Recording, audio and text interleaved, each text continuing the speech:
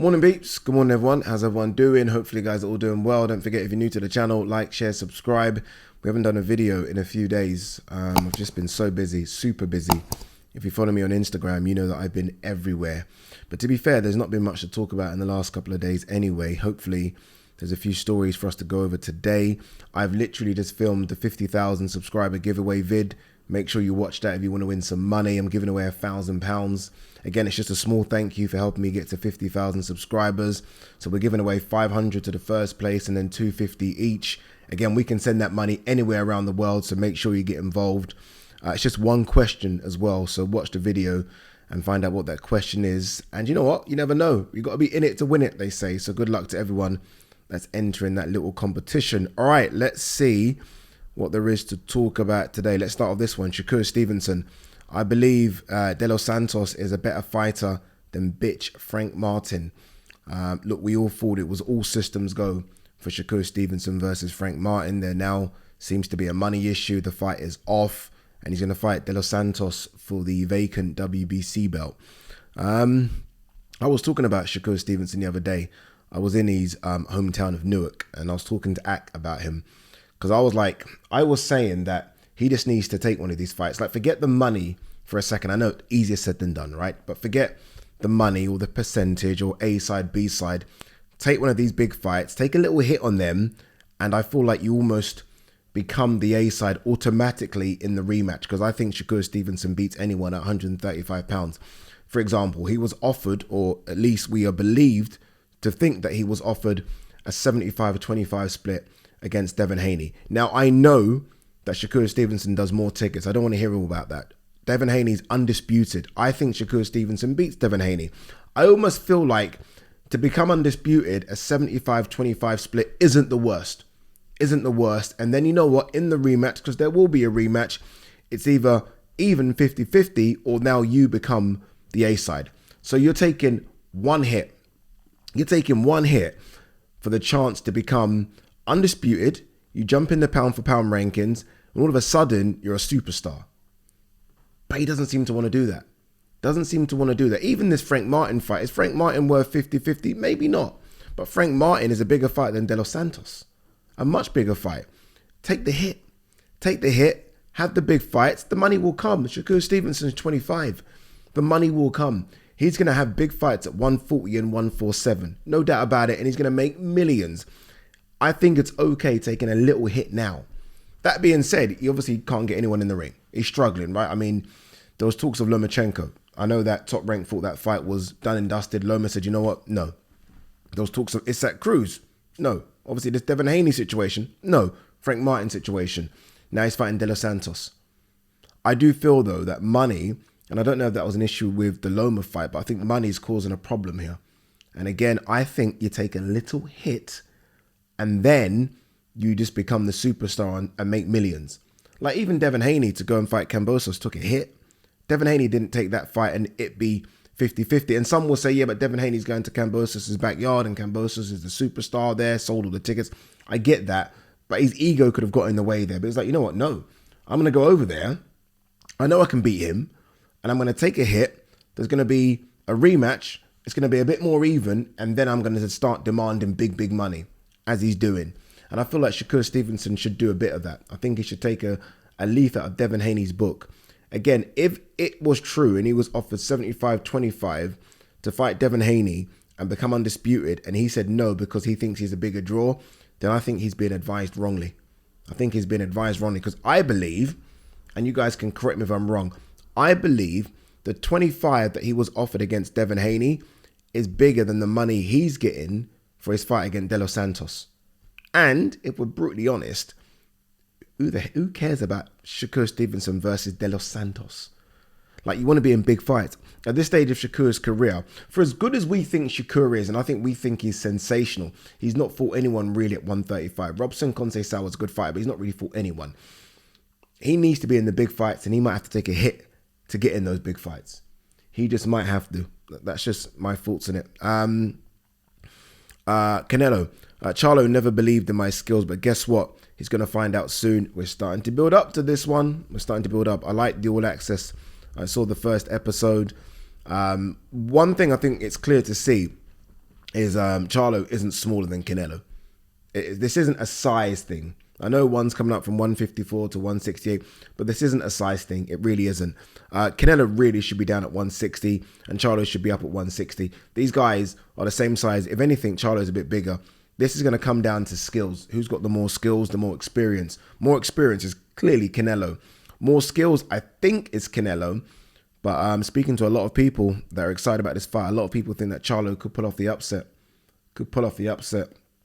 And I've been shot down for this, but I've said if Charlo pulls off the upset, for me, there's an argument to say he's pound for pound number one.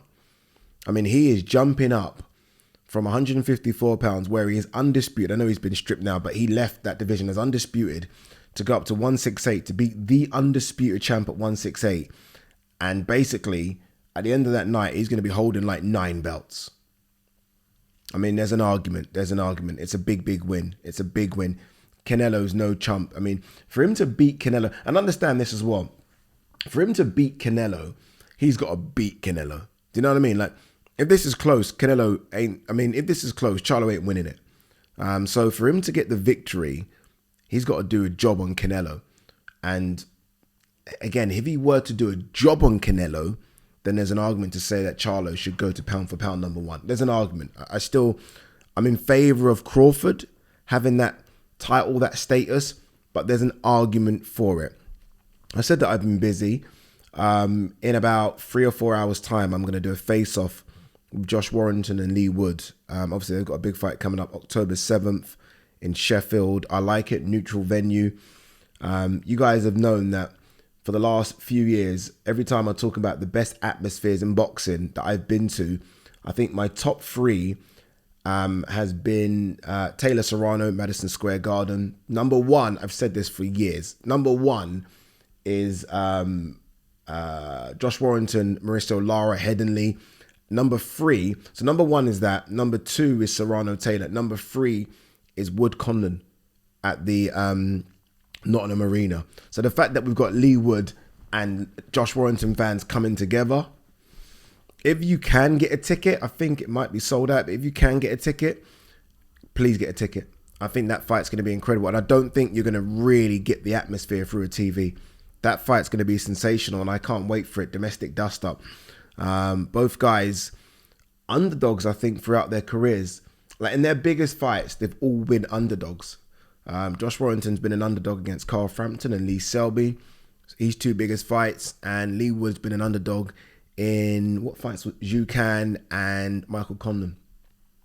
So both of these guys have done it the hard way. These are not 2 GB standouts that have just, been pushed to the top. They've done it the hard way and they've grinded. And here they are now at a very interesting point in their careers, where the loser, it's going to be difficult for the loser. It's going to be. Let's just make an argument to say Leigh Wood loses. Leigh Wood's now 35. It's going to be difficult for him to get another opportunity at 35 years of age. If Josh Warrington loses, Josh Warrington, yes, he's only 32, but it's been a long career at 32. Plus, if he loses, he would have only won 1 fight in his last 5. 1 fight, and that 1 fight was Kiko Martinez. Remember, he got beat by Luis Alberto Lopez. He drew the technical draw with Mauricio Lara because of the cut, and he got beat by Mauricio Lara. So both of these guys need a win. A win, though, for either man, I mean, there's an argument to say a win puts them... I think Lopez is still the best featherweight, but I think there's an argument to say the win, especially if it's Leigh Wood, I think there's an argument to say Leigh Wood could be the best featherweight on the planet. There's an argument, but I really do like the fight. My appreciation for Leigh Wood is through the roof. I tweeted this today that Leigh Wood is about to have his 3rd fight in 8 months. Sit back and think of that for a second. I'm going to go quiet. 3rd fight in 8 months. Who's doing that? And not just 3rd fight. Normally, if someone's having 3 fights in 8 months, there's a gimme chucked in there.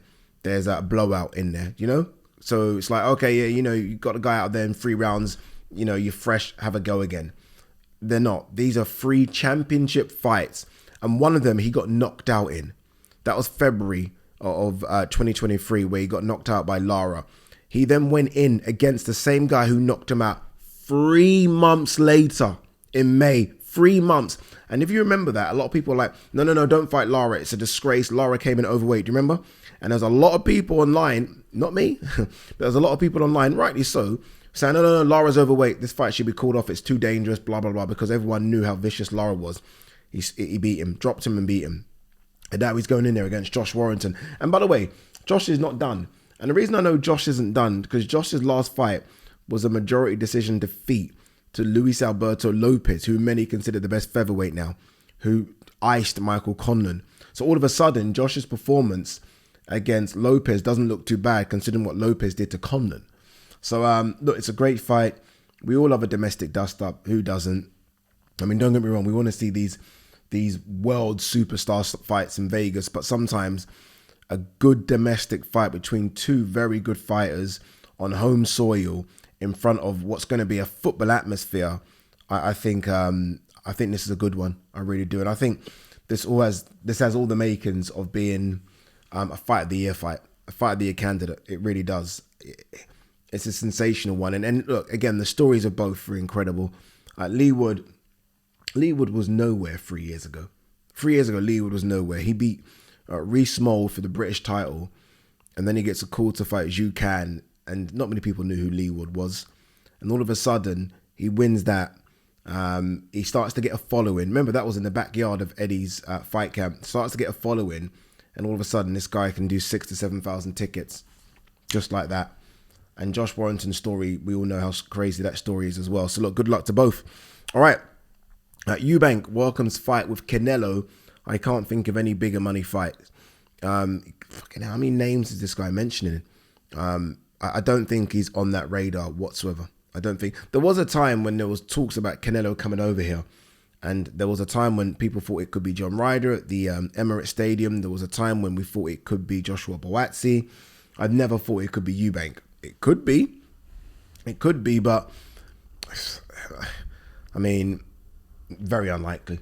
Very, very, very unlikely. If I'm Eubank, I think I'm just awaiting news on the status of Golovkin and seeing how this Conor Benn situation sort of handles itself or plays out. There's nothing else to wait for. I know people will talk about the champions.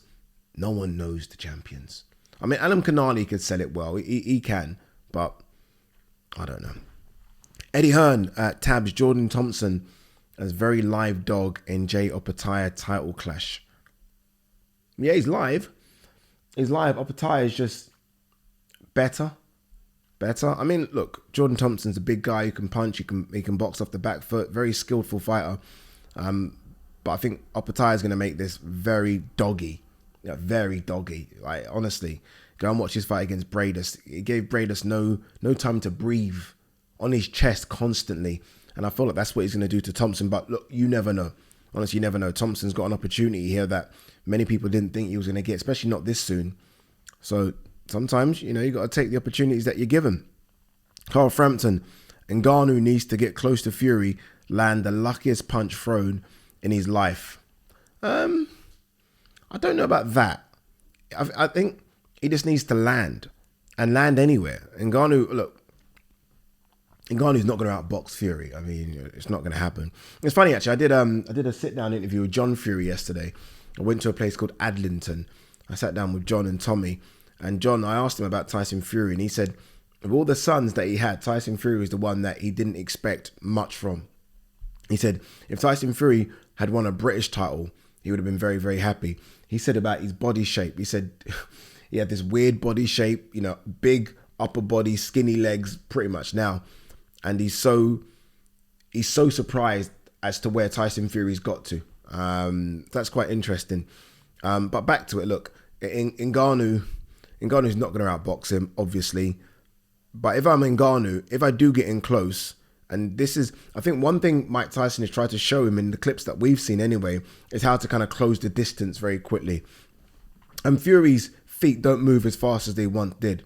So I don't think it's going to be that difficult to close the distance. Once he closes the distance, then he's just got to try and hit anything he can. Honestly, anything he can. And he has a big body frame to make sure it's not just headhunting.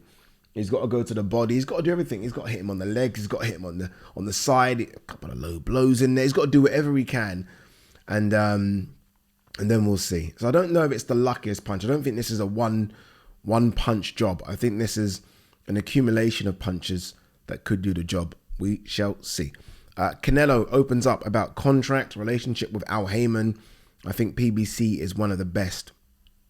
It's not good news for Eddie and DAZN. PBC at the moment, if you're Canelo, it's a simple thing. I don't think anyone can be jealous of it. At the moment, they just have the fighters that Canelo wants to fight. But everyone's over there. There is no one that DAZN has apart from maybe Bivol that Canelo's interested in. Right now over there, you've got the Charlo brothers, you've got Benavidez, Crawford's over there. There are big fights over there. That if you're Canelo, they're legacy fights, they're big money fights, pay-per-view fights, everything. They're everything over there.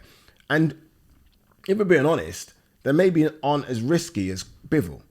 Like Bivol at 175 is tougher than all those fights for me. Tougher than Benavidez at 168, tougher than Crawford coming up, tougher than Jamal Charlo, tougher than Jamel. Bivol at 175, I think he is.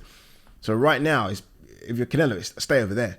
Stay over there until either you lose or until Matchroom can get some fights that interest you. Like there's been talks of Munguia versus Belanga. If Belanga or Munguia were to come through that one, that might interest Canelo, the winner of that one. So yeah, right now he's in a very, very good place. What are we? Furman says Crawford didn't beat real champion in Spence. Claims he would have wiped Errol too. Furman just talks so much shit, doesn't he? Just talks. He's now become just like, he's almost become a caricature of himself. Like I've separated the two, Furman the fighter and Furman the talker. I say that actually. Furman the fighter doesn't fight anymore and Furman the talker just seems to talk a lot. But that's just nonsense. That's nonsense. And all of a sudden it's weird how him and Garcia now want to fight Crawford when Crawford was literally begging for those fights and they had no interest. Now all of a sudden, both of those guys just do a lot of talking. But look, credit to both. Both of them done a lot of fighting back in the day, just not so much anymore. There is talks about Danny Garcia versus Lara at 155, I think it's a catch weight. Don't know why. But yeah, that fight looks like it's going to happen. But as for Furman, honestly, when I see his interviews, I don't even listen anymore. I listen for about 10 seconds and turn it off because I'm like, part-time fighter. Part-time. Jack Catterall focused. I can't overlook Jorge Linares. I'm hearing that this fight in Liverpool has done like 6,000 to 7,000 tickets already. I mean, well done, Catterall. I mean, I don't know if it's just him. I don't know. I haven't looked at the card. It could be someone on the card, but that's interesting because when this fight was announced, a lot of people are like, rubbish. But obviously, Catterall looks like he's starting to get a little bit of a fan base, which could do well. Obviously, he's got to get past this one first, but it could do well if he's trying to get the Josh Taylor fight. Could do well, right? Now you've got a bit of a fan base. Josh Taylor can bring some fans down from Scotland. Could be a big fight now. It will be a big fight, but could be a bigger fight than I thought. So we'll see. All right, let's end on this one. Manuel Char. Joshua is not ready for Wilder, not ready for Fury, and not ready for me. Manuel Char, Jesus Christ. Let's have a look at his record again quickly. I'm pretty convinced he's had like one fight in 4 years or something. What is he, 38? Okay, let's have a look quick. So he fought Christopher Lovejoy, knocked him out. That was in May 2021. He fought Nikola Milicic, who's 21-2 in May 2022. And in December, Nuri Safiri, who is 42-10. I don't know what to say about him. I mean, it's probably the less said about him, the better. So we shall move on. All right, guys, girls, we'll try and stay busy. We'll try and do more videos. But again, your boy's just being thrown around here, there, everywhere. But we're going to get shit done. Don't forget, enter the competition as well. Try and win some money. Peace.